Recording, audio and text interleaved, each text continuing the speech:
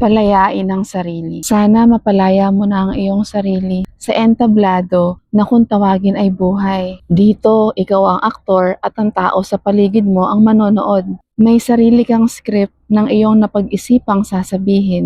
May sarili kang props na gagamitin. May sarili kang diskarte sa kung papaano dadaloy ang palabas. Dahil ikaw rin ang direktor nito.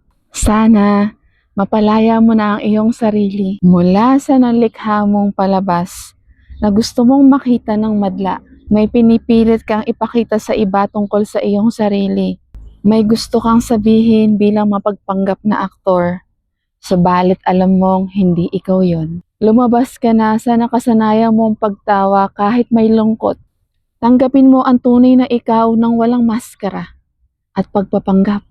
Dahil sa huli, mga tunay na kaibigan lamang ang tatanggap sa tunay na ikaw. At sa huli, huwag mo ring kalimutang ibigin ang sarili bago umibig ng iba. Huwag mo ring kalilimutan ito.